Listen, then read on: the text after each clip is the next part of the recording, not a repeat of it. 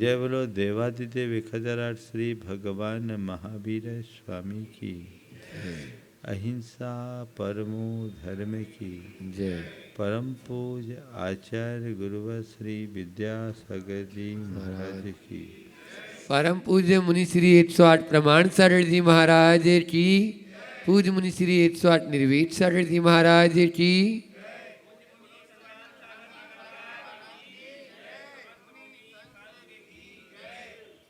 जब कभी हम संसार में दृष्टिपात करते हैं तो हमें दो बातें दिखाई पड़ती है। एक तो विविधता और दूसरी विषमता।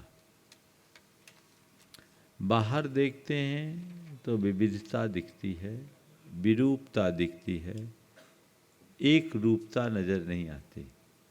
कोई सुखी है, कोई दुखी है, कोई संपन्न है, कोई विपन्न है, कोई अमीर है, कोई गरीब है, कोई राजा है, कोई रंक है, कोई स्वस्थ है, कोई बीमार है, कोई साधन संपन्न है, कोई लाचार है, किसी के पास बड़े ठाट बाट है और कोई फुटपाथ पर जी रहा है ना। एक रूपता दिखाई पड़ती क्या?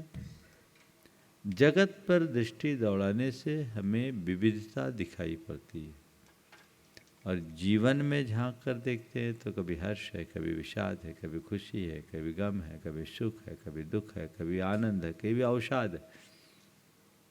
जीवन में समता नहीं, विषमता है। तो जगत की विविधता और जीवन की विषमता का कारण क्या है? कभी आपने विचार किया? ये संसार इतना चित्र विचित्र रूप धारण किया है क्यों?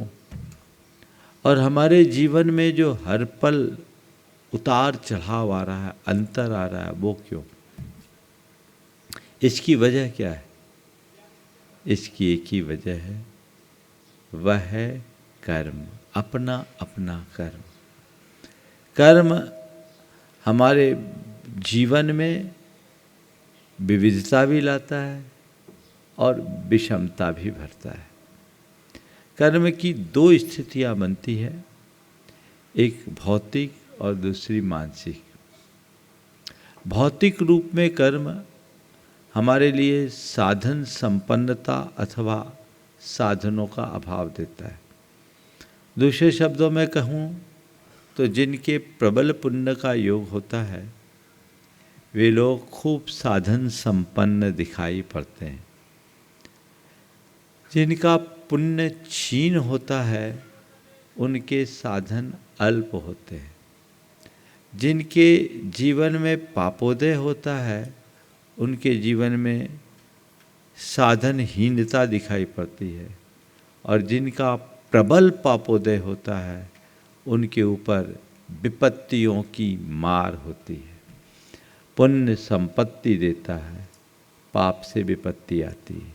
ये चीज़ें हम सब की दृष्टि पथ पर आती नहीं, भोगते भी। ये चक्र चलता रहता है और कब बदल जाए कोई पता नहीं। ये बाहर की चीज़ है। भीतर के साथ स्थिति अलग है। भीतर हम देखते हैं कि एक व्यक्ति साधन संपन्न होने के बाद भी खिन्न है और एक व्यक्ति साधन विहीन होने पर भी प्रसन्न है। अंतर दिखता है। एक एयर कंडीशन में भी करवटें बदल करके रात बेचैनी से काट रहा है और दूसरा व्यक्ति फुटपाथ पर अखबार बिछा करके भी आनंद से सो रहा है। ये अंतर क्यों? बाहर की जो परिणतियां हैं जो हमारे लिए भौतिक रूप से समर्थ या कमजोर बनाती है वह पुण्य और पाप के प्रभाव से होता है। लेकिन भीतर में जो कुछ है ये परिवर्तन, इसमें पुण्य पाप कम, हमारी मनोदशा का प्रभाव ज़्यादा होता है। मनोदशा की भूमिका ज़्यादा होती है और हमारी मनोदशा जितनी अधिक आसक्ति और अभिमान से ग्रसित होती है, मोह से प्रेरित होती है, हमारा जीवन उतना दुखी होता है। और जितना हम आसक्ति, अभिमान और मोह से मुक्त होते हैं, हमारा जीवन उतना ही सुखी होता है।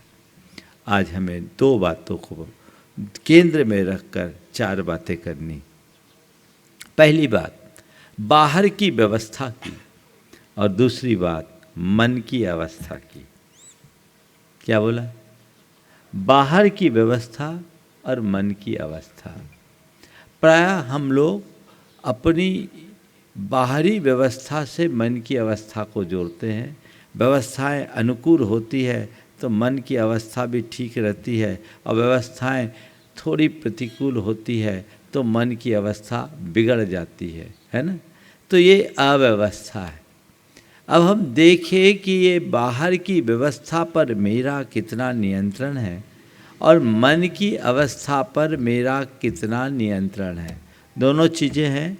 प्रायः हम लोगों की धारणा बाहरी व्यवस्था में ही सुख दुख खोजने की है, और पूरा जीवन उसी व्यवस्था को सुधारने में हम बिता देते हैं, जो कि हमारे नियंत्रण से बाहर है। बोलो, बाहर की कौन सी व्यवस्था है जिस पर तुम्हारा अपना पूर्ण नियंत्रण है क्या? किस पर नियंत्रण है? तुम्हारी धन संपत्ति तुम्हारे नियंत्रण में है क्या? नहीं है। तुम्हारा परिवार तुम्हारे नियंत्रण में है? तुम्हारा यश, वैभव, प्रतिष्ठा तुम्हारे नियंत्रण में है? नहीं है। तुम्हारा स्वास्थ्य तुम्हारे नियंत्रण में है? तुम्हारा शरीर तुम्हारे नियंत्रण में है? तुम्हारा जीवन तुम्हारे नियंत्रण में है? तुम्हारी श्वास तुम्हारे नियंत्रण में है? फिर तुम्हारे हाथ में क्या है? बोलो, है कुछ? किस पर तुम्हारा नियंत्रण है? किसी पर भी नियंत्रण नहीं है। जीवन का एक बहुत बड़ा सच है कि नहीं? हाँ? तो जो हमारे नियंत्रण में नहीं है उसके पीछे भागना और उसे नियंत्रित करने की चेष्टा करना कहाँ की समझदारी है? बोलो, समझदारी है या पागलपन? हाँ, थोड़ा जोर से। आप लोग तो समझदार हो,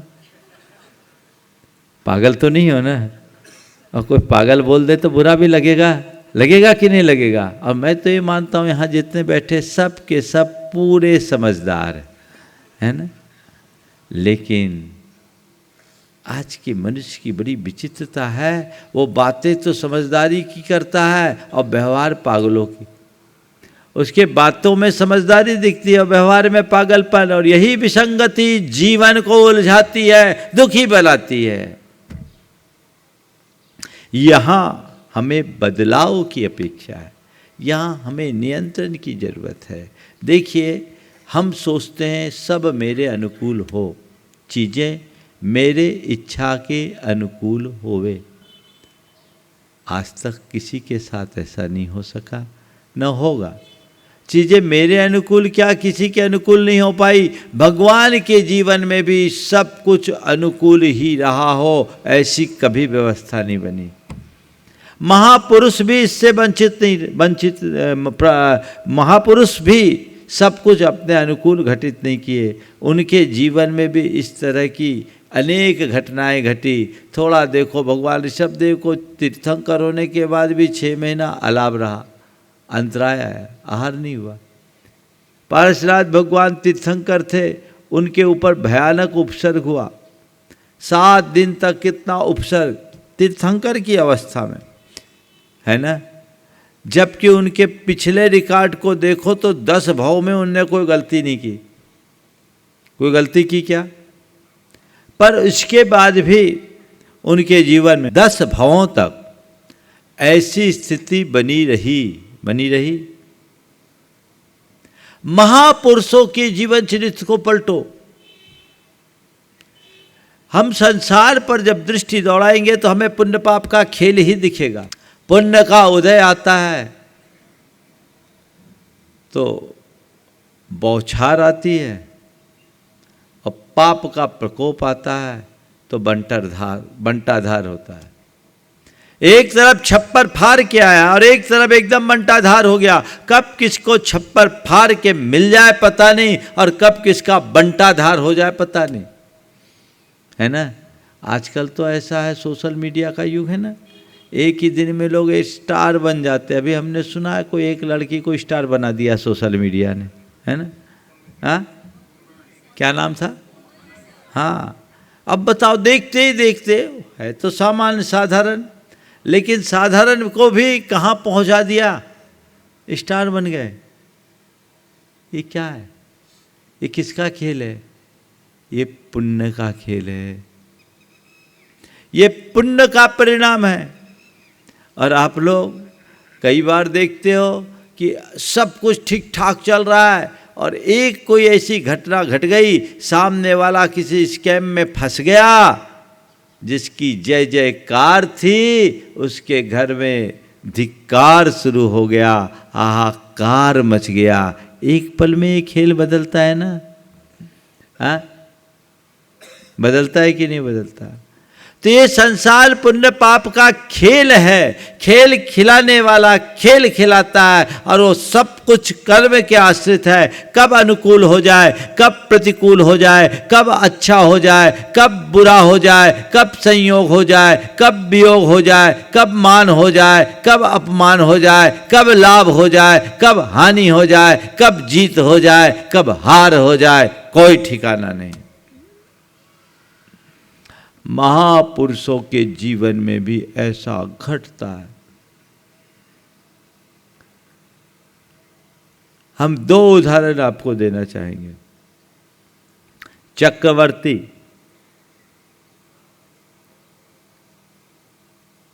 क्या नाम, अनंगसरा के पिता, अर्कीर्ति नाम था। हाँ, अनंगसरा के पिताजी चक्रवर्ती थे। चलो नाम मैं भूल रहा हूं। चक्रवर्ती की पुत्री, उसका अपहरण हो जाता है। क्या हो गया? एक चक्रवर्ती की पुत्री का अपहरण। चक्रवर्ती कौन होता है समझते आप? जिसका 6 खंड में एक छत्राधिपत्य साम्राज्य। उस चक्रवर्ती की पुत्री का अपहरण हो जाता है। चक्रवर्ती का सारा तंत्र फेल हो जाता है, और वो पुत्री 3000 वर्ष तक एक जंगल में एकाकी विचरण करने को बाध्य हो जाती है। ऐसे बियावान जंगल में जिसका कोई अता पता नहीं, जहां सूर्य की किरणें भी नहीं पहुंच पाती। चक्रवर्ती को कुछ पता नहीं लग रहा है, और पता भी लगा तो कब, जब उस अनंगसरा को एक अजगर ने आधा निगल लिया। चक्रवर्ती की दृष्टि पड़ी, वो अजगर को मारने को आतुर हुआ। तब अनंगसरा ने अपने पिता को पहचान कर कहा कि पिताजी, आप ऐसा अनर्थ मत कीजिए। वैसे भी मैं अब बचने वाली नहीं हूं, मेरे शरीर में विष फैल चुका, आप इसे मारोगे, हिंसा के भागीदार और बढ़ोगे, और कदाचित मुझे बचा भी लो तो अब मैं जाने वाली नहीं हूं, क्योंकि मैंने सब आस छोड़कर देश व्रत ले लिया था कि अब जो कुछ भी होगा, मेरा जीवन मरण इसी वन की इसी परिधि में होगा, आगे मैं नहीं जाऊंगी। आप सबको कहानी पता है, आगे चलकर के वही विशल्या बनी जिसने लक्ष्मण की शक्ति को मिटाया था जैन परंपरा के अनुसार। तो मैं ये उदाहरण केवल इसलिए देना चाह रहा हूं कि एक चक्रवर्ती के जीवन में भी ऐसा प्रतिकूल संयोग हो सकता है जो अपनी पुत्री का वियोग झेलने को बाध्य हो जाए, उसका अपहरण हो जाए। तो चक्रवर्ती जैसे परम पुण्य के धनी के जीवन में जब ऐसा हो सकता है, तो हम तुम सामान्य व्यक्ति किस खेत की मूली बोलो है। दूसरा, नारायण श्री कृष्ण, नारायण थे महापुरुष, परम पुण्यशाली जीव, जिन्हें आगामी भाव में तीर्थंकर बनना है, 16वें तीर्थंकर होंगे। ऐसे पुण्यशाली जीव नारायण, उनका बेटा प्रद्युमन, नारायण श्री कृष्ण का तो जन्म ही जेल में हुआ, कैसा पापोदय, माँ का दूध भी नहीं पी पाए, उन्हें गुप्त रीति से बाहर ले जाना पड़ा, नंदगांव में पले, कहानी आप सबको पता है। एक नारायण को ग्वाल बाल की तरह जीना पड़ा, ये कर्म का खेल था ना। उन्हीं नारायण के जब वो अर्ध चक्रवर्ती नारायण बन गए, उनके बेटे प्रद्युमन का 6वें दिन अपहरण हो गया। नारायण के पुत्र का अपहरण, बोलो, इतने पुण्यशाली के जीवन में भी ऐसा संयोग क्यों? पुण्य के साथ भी पाप अपना खेल खिलाता रहता है। पुण्य प्रबल था, लेकिन फिर भी ऐसा पाप आया। क्या कष्ट हुआ तो होगा, जो अपने बेटे को खोए और 6 दिन का बच्चा चला जाए। बोलो कैसे चला गया? ये तो बहुत हाई सिक्योरिटी में रहा होगा, लेकिन पाप आता है तो सारी सिक्योरिटी धरी रह जाती है। और देखो प्रद्युमन को ले गया, अपहरण करने वाले ने पूर्व भाव के वैरवश अपहरण कर लिया और उसे मारना चाहा, और मारने के लिए उस बच्चे के ऊपर एक बड़ी शिला रख दी। 6 दिन के जन्मे बच्चे पर बड़ी शिला रख दी, लेकिन पुण्य देखो, वो शिला रखने पर भी उसका कुछ नहीं हुआ। वो श्वास ले रहा था, शिला हिल रही थी। एक विद्याधर उधर से गुजरा, सोचा ये क्यों हिल रही है, हटाकर देखा तो सर्व लक्षण संपन्न एक सद्यजात शिशु को देखा। वो लगा मेरी संतान नहीं, मुझे इसे संतान बना लेना चाहिए, और उसे अपनी पत्नी को दे दिया। पाप ने अपहरण कराया, पाप ने शिला के तल में दबवाया, पुण्य ने उसके प्राण बचाए, पिता को खोकर माता पिता दिला दिया। कैसा विचित्र खेल है, समझो। इस सच्चाई को जानने लगोगे तो मन का सारा अहंकार, अज्ञान, आसक्ति, शोक सब दूर हो जाएंगे, फिर कुछ भी नहीं बचेगा। और मिला तो कब मिला? 16 बरस बाद।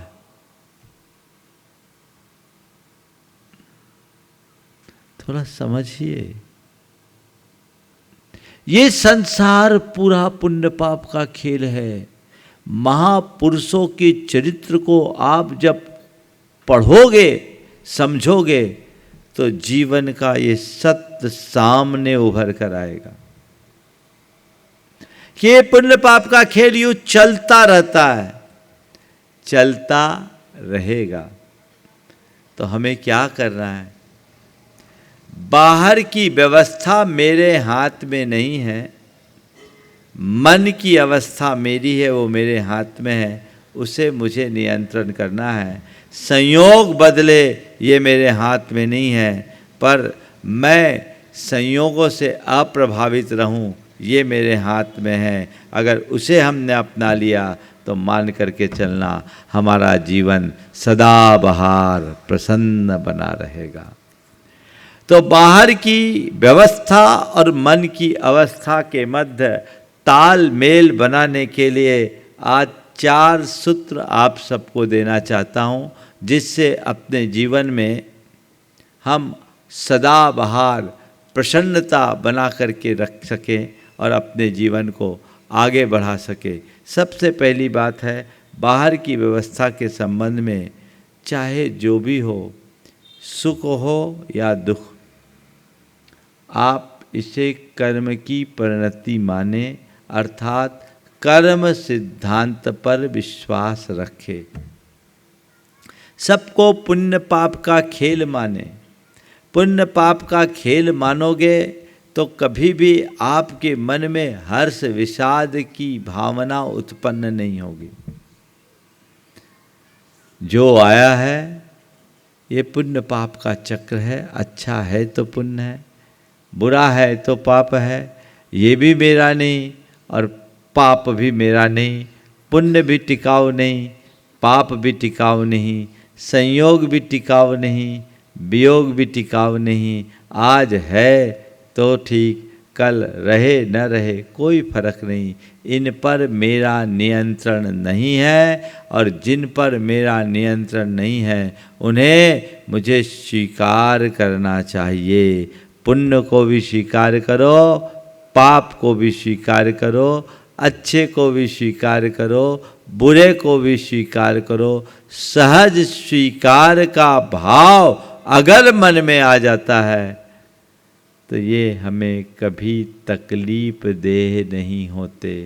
हम लोगों के साथ क्या होता है, अच्छा तो बहुत अच्छा लगता, बुरा है तो, है ना। सुख के दिन कैसे बीतते पता नहीं, और कष्ट के क्षण काटना बहुत कठिन होता है। क्यों? क्योंकि सुख आपको स्वीकार लगता है और दुख आपको स्वीकार नहीं होता।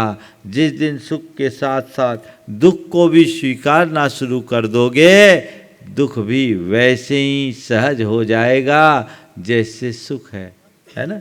देखो, स्वीकारता से कष्ट कैसे अच्छा लगने लगता है ना। आप लोग क्रिकेट का मैच देखते हैं, आजकल तो 12 महीना क्रिकेट होता है। 47 टेम्परेचर में क्रिकेट का मैच हो रहा है। पूरे खिलाड़ी मैदान में है, धूप है, कष्ट है, बोलो। वही खिलाड़ी ग्राउंड से बाहर आने के बाद सीधे एसी खोजते होंगे, लेकिन ग्राउंड में धूप में झुलस रहे हैं, और जो ओपन स्टेडियम है, पेवेलियन में बैठे हुए लोग हैं, वो भी धूप में पस्त हैं। वहाँ कोई पंखा अंखा की तो सुविधा नहीं। अब बोलिए, वो क्रिकेट का आनंद ले रहे हैं, खेलने वाला खेलने का आनंद ले रहा है, देखने वाला देखने का आनंद ले रहा है कि नहीं ले रहा है।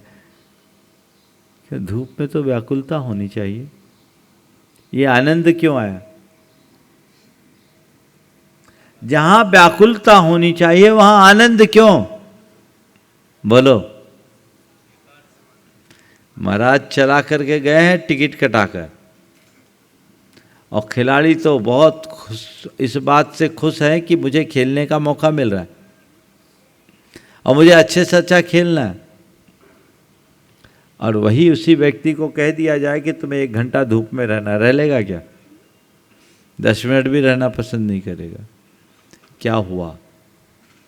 कष्ट भी तब सही हो जाता है जब स्वीकार्य बन जाता है। इसी तरह दुख भी तब हमारे लिए अनुकूल लगने लगता है जब स्वीकार हो जाता है। तो स्वीकार भाव जगाइए।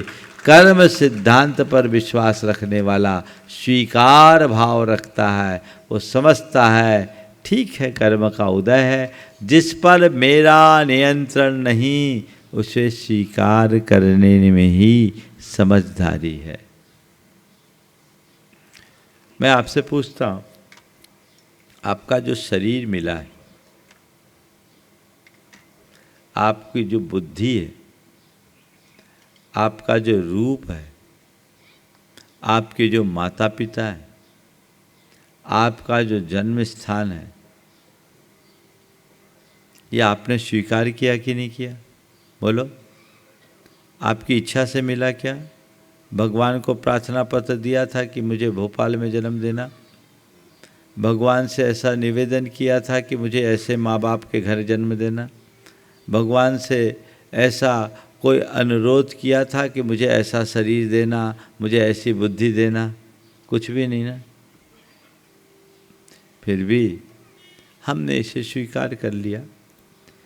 जो हमें प्रकृति ने दिया हमने उसे स्वीकार किया, तो इस बात का किसी को कोई मलाल नहीं कि मैं ऐसा क्यों हूँ, मैं यहाँ क्यों जन्मा। और जिसके मन में मलाल है वो दुखी है। प्रायः किसी को इसका कोई मलाल नहीं, ठीक है जो है सो है। तो संत कहते हैं बस इतनी सी भावना अंतर मन में जगा लो, जो है सो ठीक है, जो है सो है, ठीक है, सब अच्छा है, बुरा है तो अच्छा है और अच्छा है तो अच्छा है, क्योंकि उस पर मेरा अपना कोई नियंत्रण नहीं है। इतनी सी भावना अंतर मन में जग जाए तो जीवन की दिशा बदल जाए। तो इसे कर्म सिद्धांत पर विश्वास रखने वाला ही अपना सकता है। पूरे संसार की सारी विचित्रता को पुण्य पाप का खेल मानिए। दूसरा, ये पुण्य पाप का खेल तो है ही, दूसरा क्षण भंगुर है। क्या है? क्षण भंगुर है, नाशवान है, टिकाऊ नहीं, अच्छा भी टिकने वाला नहीं, बुरा भी टिकने वाला नहीं, संयोग भी टिकने वाला नहीं, वियोग भी टिकने वाला नहीं, मान भी स्थायी नहीं, अपमान भी स्थायी नहीं, लाभ भी स्थायी नहीं और हानि भी स्थायी नहीं। ये क्षण भंगुर हैं, इनको लेकर ज़्यादा हर्ष विषाद करना ठीक बात नहीं। आज है कल रहे नहीं रहे, कोई ठिकाना है क्या? किसका भरोसा? देखो सगर चक्रवर्ती को अपने रूप का बड़ा, शरद कुमार चक्रवर्ती को अपने रूप का बड़ा अभिमान हो गया था, कामदेव था, लेकिन उसका अभिमान उस पल टूटा जब देखते ही देखते कोढ़ हो गया। कामदेव भी कोढ़ी बन सकता है और कोढ़ी भी कामदेव बन सकता है। एक पल का तो खेल है। बोलो किसका अभिमान और किसकी आसक्ति, किसके कारण हम सुखी दुखी हों। अंतरंग में ऐसी मनोभावना जग जाए तो जीवन पलट जाता है।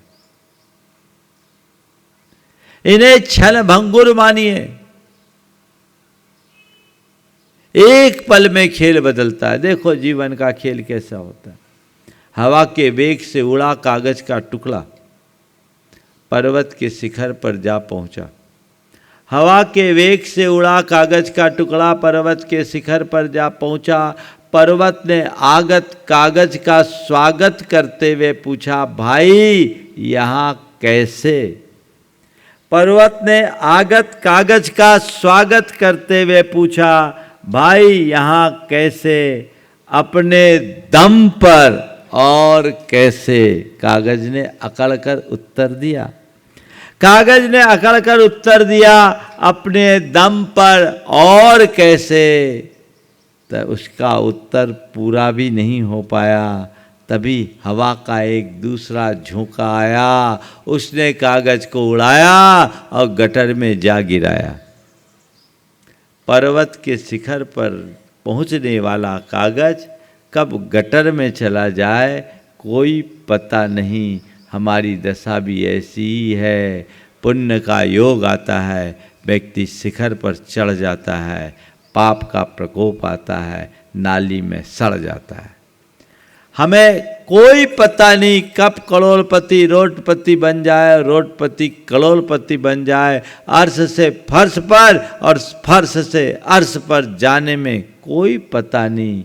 क्या पता कब किसके साथ क्या घटना घट जाए, किसकी लॉटरी खुले और किसकी लुटिया डूबे, कोई पता है क्या? इसलिए घबराओ मत। पुण्य पाप फल माई, हरख बिलखो मत भाई। यह पुद्गल पर जाए, उपज विन से थिर नाय। ये पुद्गल की पर्याय है, उत्पन्न होकर के नष्ट होने वाली है।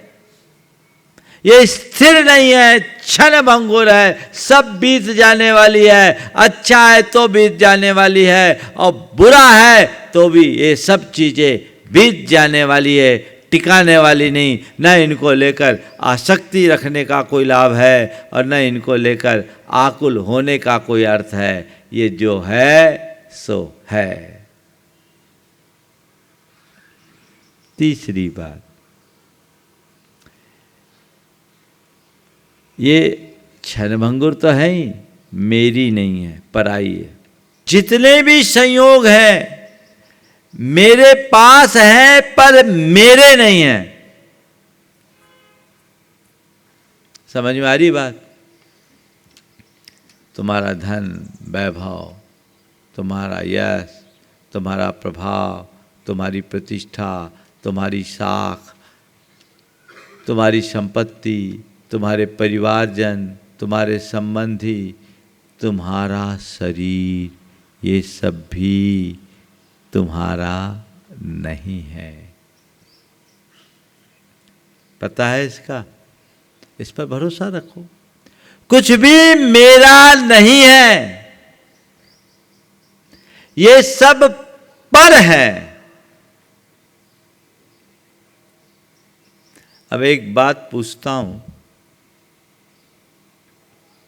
अगर तुम्हारे पड़ोसी को कोई कमाई हो तो तुम्हें कोई खुशी होगी क्या? पड़ोसी की है, नहीं होगी ना। उसको कोई नुकसान हो जाए जिससे हमें कोई लेना देना नहीं, तो उससे कोई तुम्हें फर्क पड़ेगा क्या? नहीं होगा। भाई तो हमारा मतलब नहीं हो तो दूसरा आदमी, हमारा क्या लेना देना। अगर कोई संबंध है, उससे लगाव जुड़ाव है, तो मैं प्रभावित होऊंगा। जिससे मेरा कोई नाता ही नहीं, उससे क्या बात। तो ऐसे पड़ोसी के सुख दुख से हमें कोई फर्क नहीं पड़ता। जो है सो है, क्योंकि वो हमारा नहीं है, है ना। हमें क्या लेना देना। तो ऐसे ही जिस पल मन में ये विश्वास जग जाता है कि ये जो चीज़ें हैं, पाया है वो भी पराया है और खोया है वो भी पराया है, तो मन में स्थिरता रहेगी कि नहीं। आया वो भी पराया, गया वो भी पराया, तो फिर क्या दिक्कत है। इतनी सी समझ अपने अंदर जगनी चाहिए। मेरे संपर्क में एक सज्जन, अपने स्टेट के सबसे बड़े टैक्स पेयर थे, पूरे स्टेट में सबसे बड़े टैक्स पेयर। उनके यहाँ इनकम टैक्स की रेट पड़ी। बड़े तत्वज्ञानी व्यक्ति। उनका भतीजा मेरे पास आया, अभी रेड वाले पड़े हुए 3 दिन से घर में हैं। तीसरा दिन भतीजा मेरे पास आया, मेरे सामने से फ़ोन लगा, बोला महाराज जी आप थोड़ा आशीर्वाद दे दो, उनको थोड़ी राहत मिल जाएगी, क्योंकि अखबारों में जो खबरें छप रही थी बहुत विचित्र छप रही।